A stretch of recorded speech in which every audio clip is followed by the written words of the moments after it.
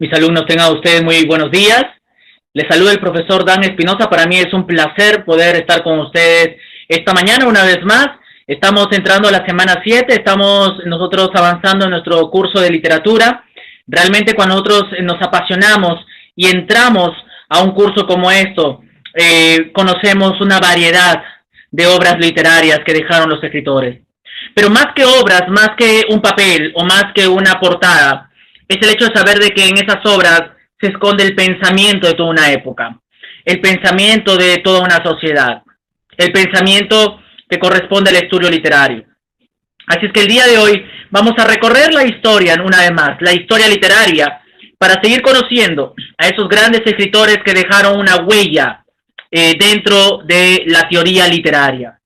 Pero también tenemos que recordar los valores del día de hoy.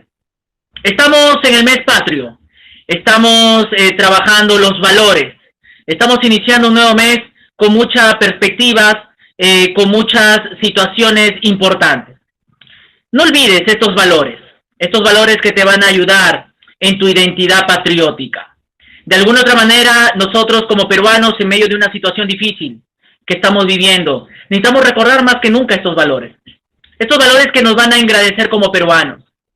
Y es cierto que estamos viviendo momentos difíciles, ¿no es cierto? Estamos viviendo momentos complicados. Y aunque no hemos declarado la guerra bélicamente a algún país, sí hay, ¿verdad?, un virus que nos ha declarado la guerra, ¿no es cierto? Y es a ese virus que tenemos que hacerle la guerra. ¿Pero cómo? Uniéndonos como peruanos, cuidándonos, identificándonos de manera nacional y patriótica. Así es que durante este tiempo vamos a estar nosotros meditando en esos grandes valores, y en este caso como es la identidad nacional y el patriotismo. No olvides, no dejes de ser peruano, no dejes de poder identificarte como un peruano. El día de hoy vamos a continuar nuestro tema de literatura y, como dije, vamos a seguir recorriendo la historia literaria. Esa historia que apasiona, esa historia que de alguna otra manera llega a la gente, que desarrolla la temática de todo un pueblo. Es la voz de un pueblo en realidad la literatura.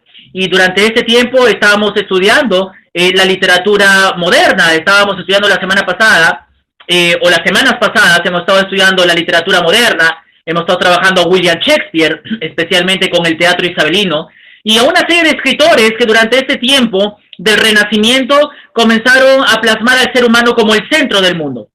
Ya dejaron atrás lo que son los ideales medievales, los ideales religiosos. Ahora el centro es el ser humano. El centro y la razón humana van a crear, van a renacer en medio de tanto situación difícil en la época del siglo XVII.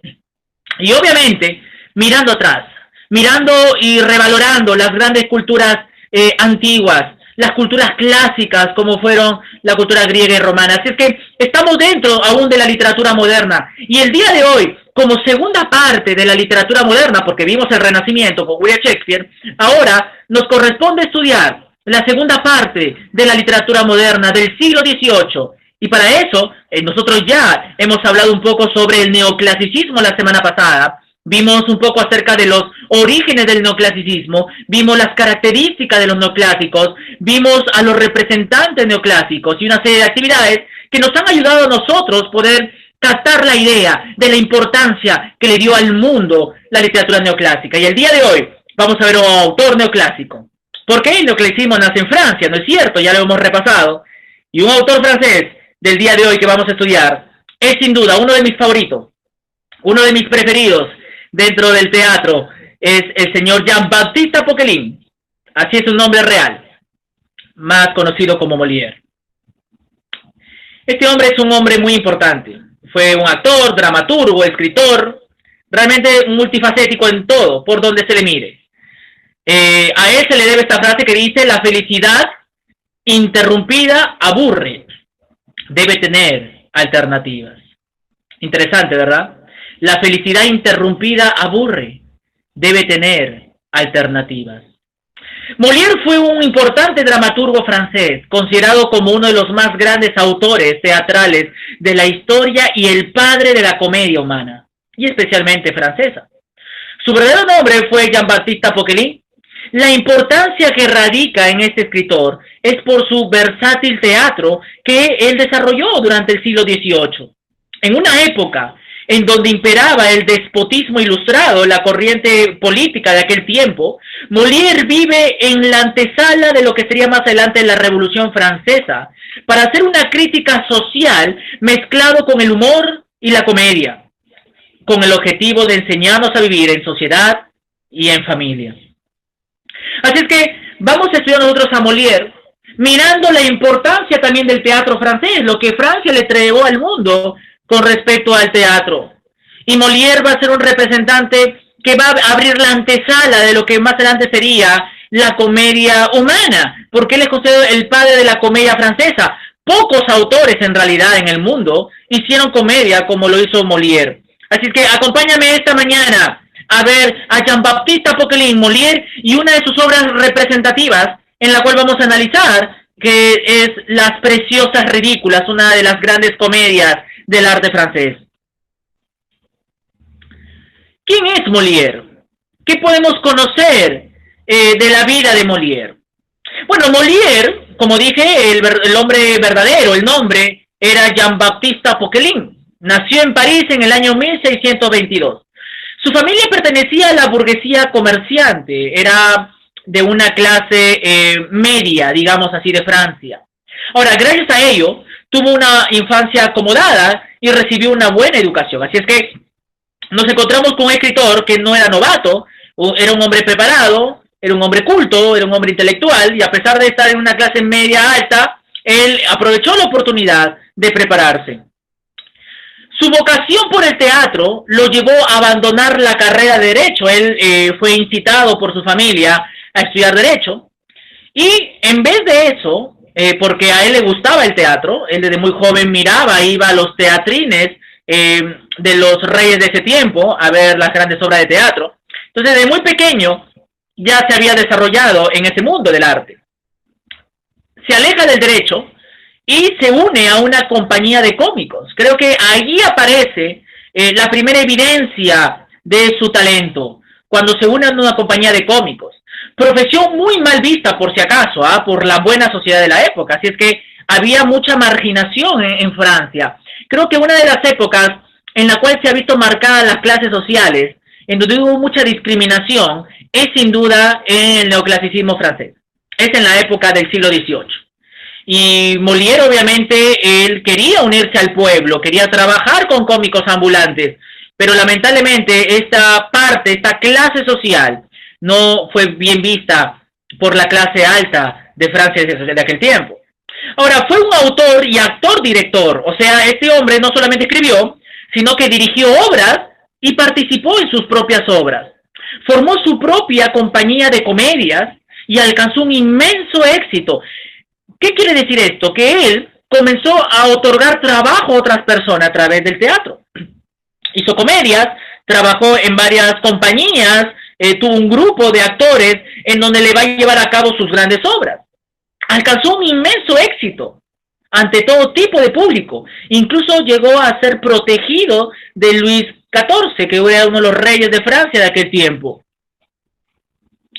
Una de las anécdotas de Molière, de Jean-Baptiste Poquelin, es el momento de su muerte. Él murió el 17 de febrero de 1673, mientras representaba su obra El enfermo imaginario.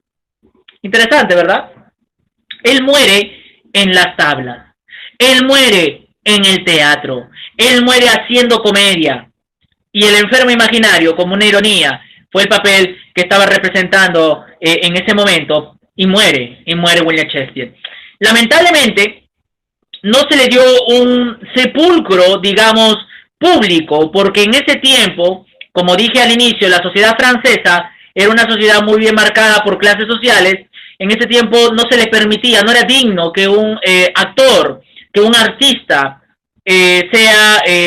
o tuviera el Santo Sepulcro. Así que fue enterrado de manera clandestina por la noche por sus compañeros de teatro. Las obras de Molière son un modelo del dominio que éste poseía. Obviamente él tenía el talento para crear situaciones cómicas. Y esas situaciones cómicas iban acentuando los aspectos ridículos de la sociedad. En realidad él develaba los defectos de la sociedad, pero lo hacía con un humor agudo, pero nunca grosero. Molière conseguía hacer reír a través de una ácida crítica y una denuncia de los vicios y defectos de la sociedad de su época. Era una comedia sana, era una comedia blanca, era una comedia que hacía reír, pero que te llevaba al final de cada acto a la reflexión de lo que está pasando con la vida. Vamos a conocer algunas obras importantes de Jean-Baptiste Poquelin. ¿Qué te parece? Vamos a conocer algunas obras que relucen durante este tiempo. Él escribe su obra El enfermo imaginario, una obra que critica a los médicos de la época. Los médicos de aquel tiempo, especialmente de la clase noble, se creían los salvadores del mundo, aquellos que estaban autorizados a salvar a una persona de su enfermedad. Entonces, El enfermo imaginario es una crítica a todos aquellos presunciosos que con su carrera pretenden hacer lo que quieren o conseguirlo todo. Una buena obra para leer. El avaro. El avaro es otra obra interesante. El personaje Harpagon, que representa obviamente Molière, es la vida de un hombre que no quiere compartir lo suyo con el resto. Incluso hasta su propia familia llega a alejarse por la avaricia de un hombre llamado Harpagon. Es una obra que habla mucho sobre las pasiones humanas, sobre el carácter humano y cómo esas cosas pueden destruir una familia. No olvides de leer esta obra El avaro de Molière. La Escuela de Mujeres es una obra de teatro que, como su nombre dice, habla mucho acerca de la crítica a la mujer de la sociedad francesa.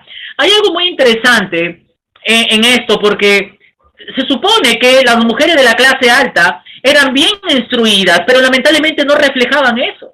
No reflejaban eso, solamente reflejaban apariencia. Entonces, La Escuela de Mujeres es una obra que tiene como fin tratar de darle una buena educación a las mujeres verdaderas, a las mujeres que quieren comportarse como tal en una sociedad machista, como era en Francia del siglo XVIII. Una buena obra para leer, Escuela de Mujeres.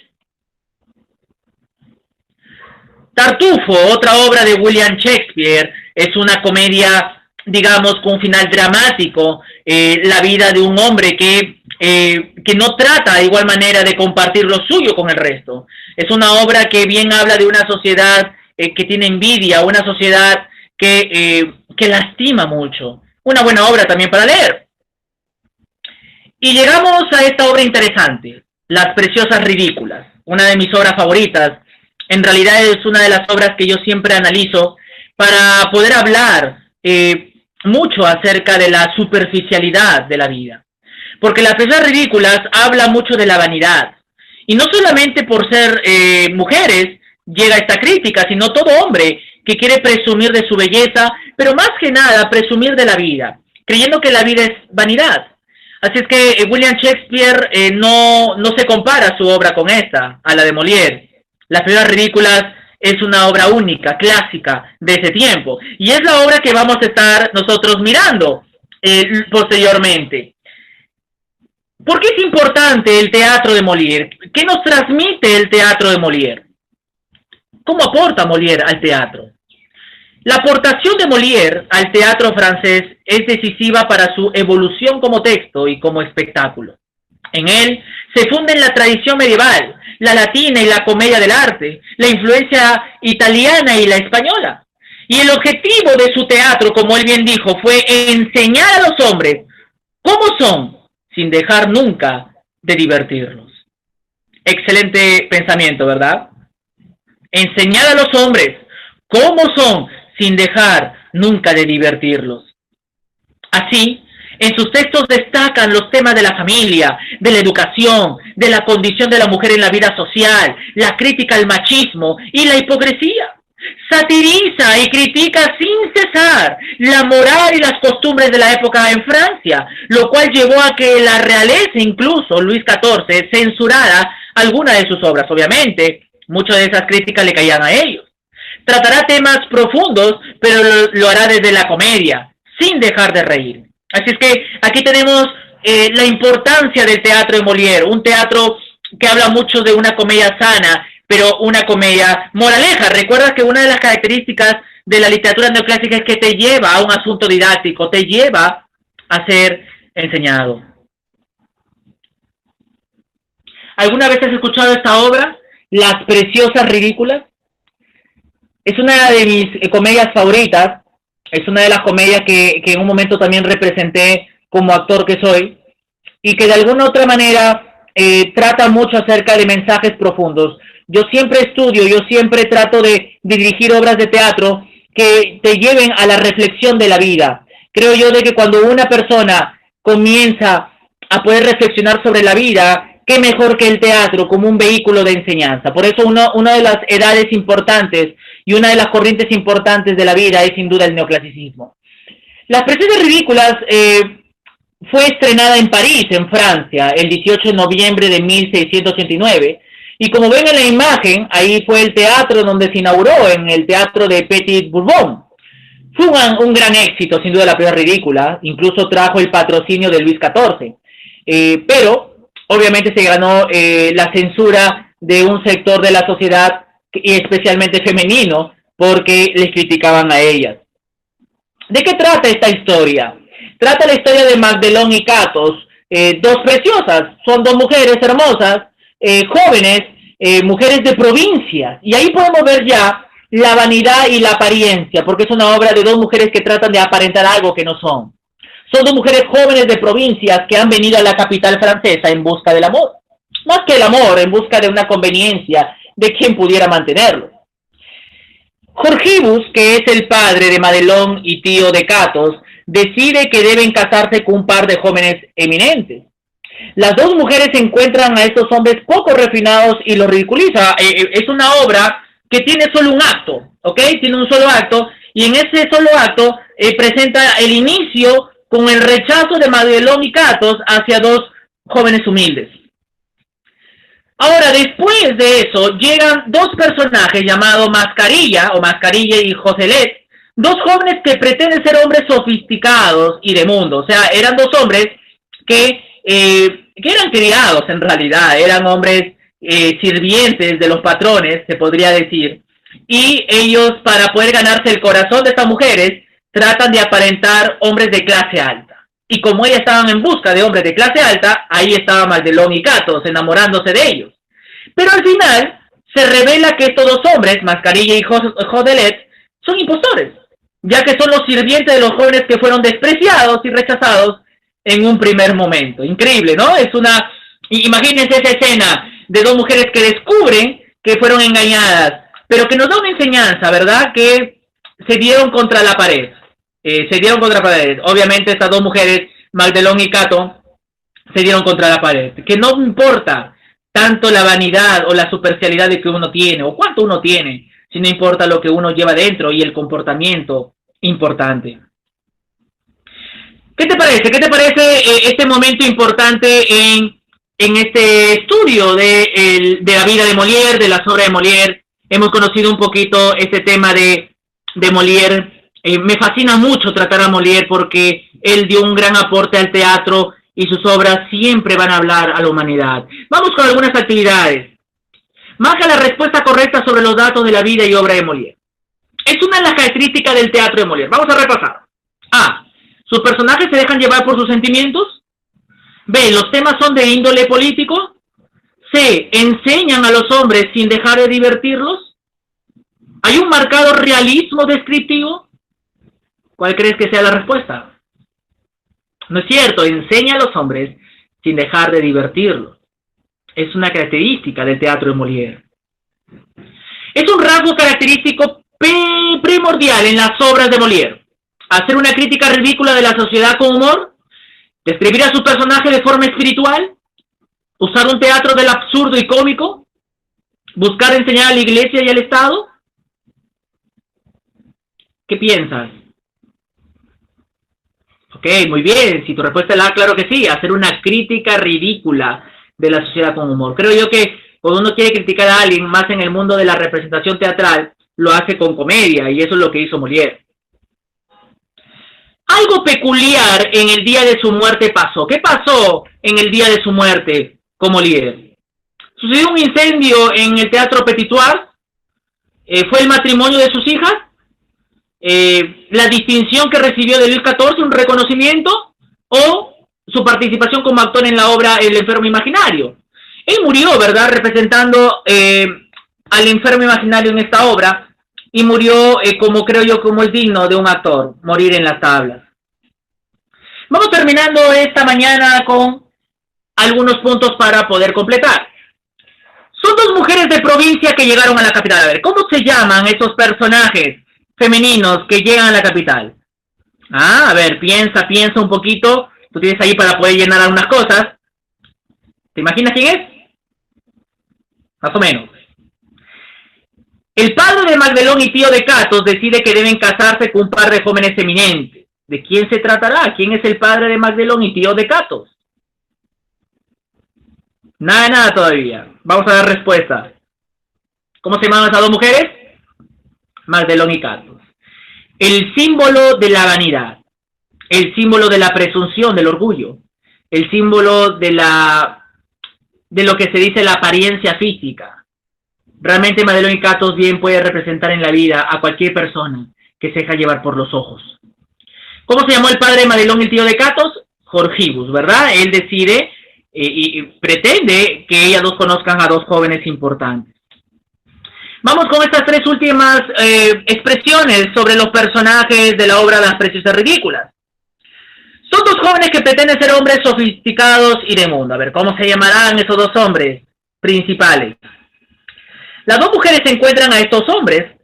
Al final de la obra, ¿cómo encuentran, cuando descubren la verdad, cómo encuentran a estos hombres?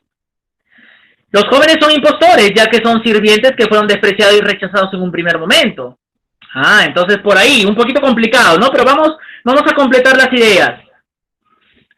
Mascarilla y Jodelet, ¿verdad? Son dos jóvenes que pretenden ser hombres sofisticados y de mundo.